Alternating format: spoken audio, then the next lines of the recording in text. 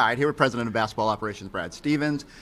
Give me the trajectory on Vooch. Like, you coached against him. Like, how long has he been on your radar? What did you like about when you were going up against him? Like, how difficult was it? When did this become a little bit of someone that you would want to see on your team? Well, I've always thought he was a really good player since I've been in the league. I think he was not in Philly anymore when I first got to the league and ended up in Orlando, and that's when he really kind of took off. We were actually in Johannesburg at the Basketball Without Borders 2015 maybe, and so spent a little bit of time with him there. Obviously, great reputation as a guy, great reputation as a teammate, has been really well thought of everywhere he's been. And I know that Danny had tried to get him at different times while I was coaching, which I would have been excited about. So it's good to have him in the fold. And, I think he's at a good place too, right? So he's a bit older now, but, he is really excited about being in Boston. And I think he's really excited about, like, not only playing and helping, but also being around Neem and being around Luka and being around our other guys and seeing how he can help lead. I was going to say, do you put value into that? A guy that has been in the league 15 years. I think he's only had 16 playoff games, but the opportunity for this team and to be a veteran leader, like, do those things matter when you're kind of like pursuing guys? Yeah, I mean, I think the most important part about veteran leadership is good veteran leadership, and making sure that he's like, sometimes if you're coming in and you just want it to go only your way, right, because that's what you're used to, that's hard. But he's not like that. He's just ready to win. He's excited to help.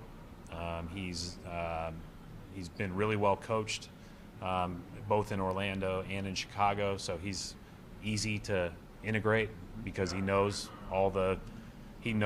where the game is. He's scouted us. They are preparing for us so he can go out and run our 5-on-0 offense like he's, one of our guys that's been here all year. So that's a pretty good trait. That's the benefit of being a bit older. And then I think just the idea of, like, at time you gotta realize where your greatest impact lies, and he seems to be ready and excited for this chapter of his career. So you mentioned in there the idea of, like, after that trade, you look at it and you're thinking we can actually get under the tax, but it's like razor thin, right? Like, how many times do you sitting there with calculators? Is Aaron got a spreadsheet? Like, what? How do you? I think the people that need the shout out are Mike and Dave Lewin and Buddy Scott. I mean, they it is razor thin. It's actually, again, it's like I said, it wasn't our directive. Nor if you would have asked me, would I have thought it probably was even mathematically doable. And the hard part about that is then you're saying, okay, you're weighing any future ability to then, do all the things that come with being under the tax and what we have coming next summer where we can actually add money in trades and, those types of things, with having to move people off your team who you, A, believe in, but B, have a relationship with. And so that's when you communicate with the agents and just say this is likely and go from there. And obviously none of those, we think all those guys are good players, but none of them were in our playing rotation. And so threading the needle of making sure you're not trading people that are necessarily on the court in that type of situation is probably the key. I try to always look at it from the fan perspective. It's tough. Like, we try to educate about, aprons, and it's hard, right? Like, from a fan perspective, you just look and you say, wow, they gave up 3 guys, and now, like, the buyout market's complicated. Like, what's your message to them about how you, like, have to navigate these things in order to think both short-term and long-term?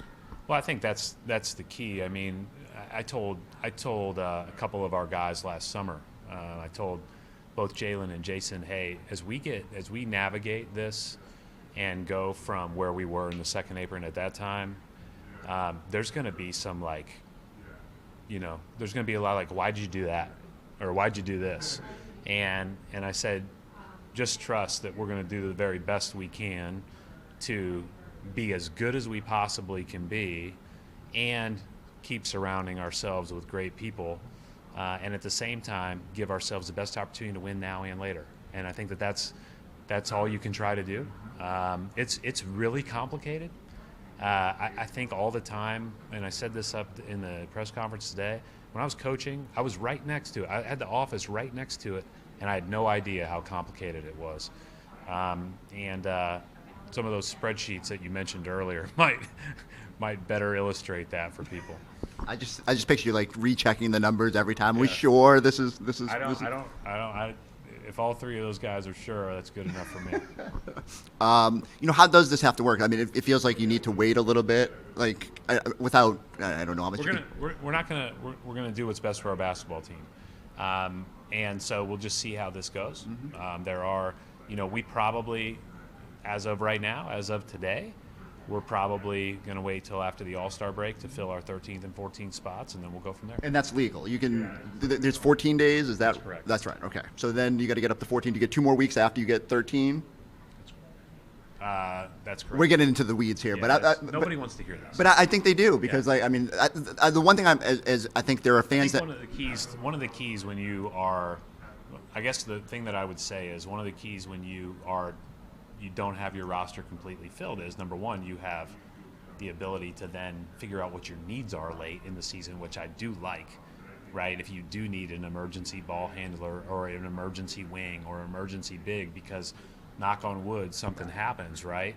That's a good positive thing. And then the second thing is that, we've got a really good pipeline.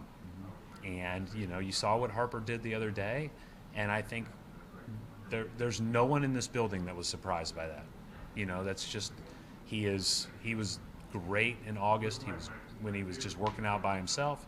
He was great in September when guys started coming back. He was great in October. He's been great in the G League. Like, guys are ready.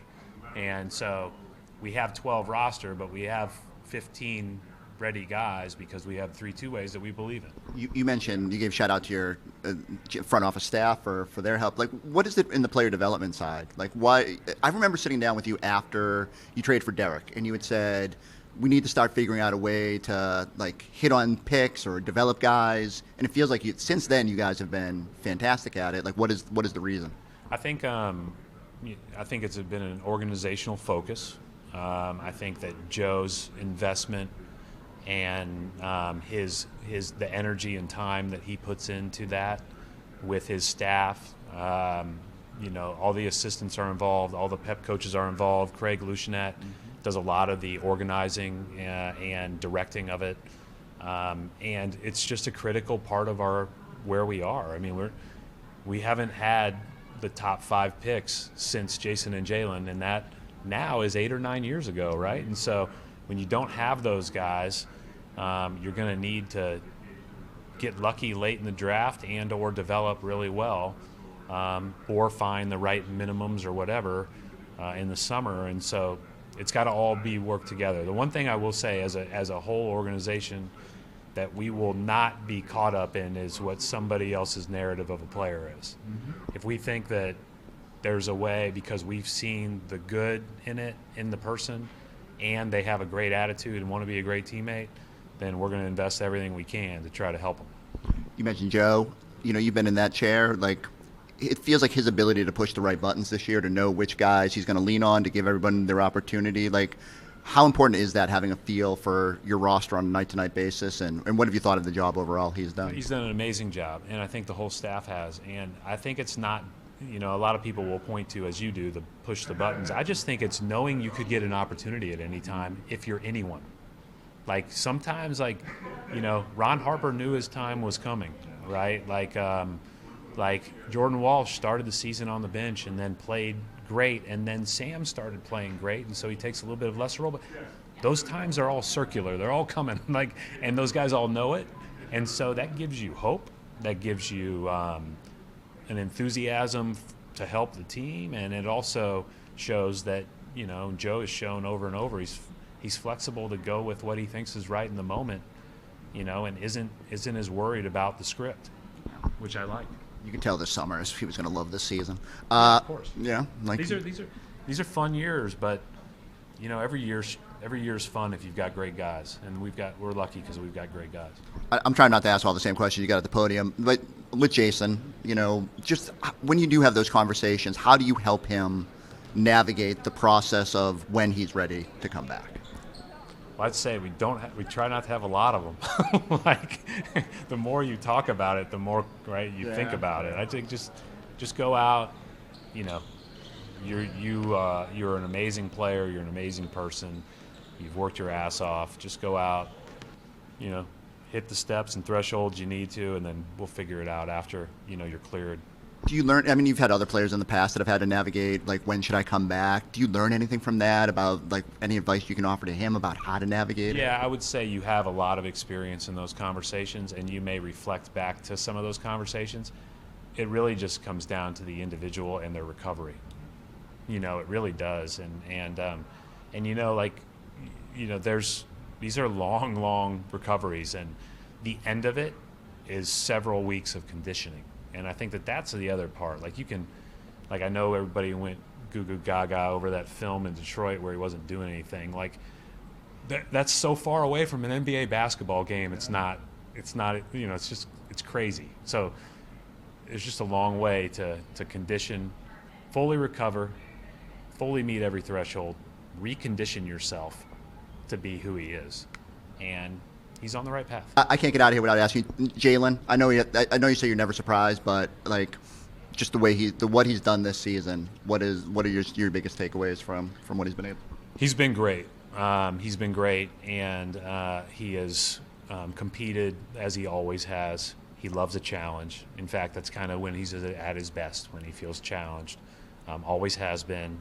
And I think he's taken it on. He's always been a two-way player. I think the way that he's played on both ends of the court has just helped us and made us better. And he's really taken advantage of more attention on him by the defense to make our other guys on our team better, as well as when they don't bring attention because we shoot it so well around him, he can go and make plays. I think I said this in a press conference earlier this year, but the thing that above all that means the most to me is he's just kind of trusted that, okay, this looks a lot different player-wise, and it may feel different initially when you get in the gym, but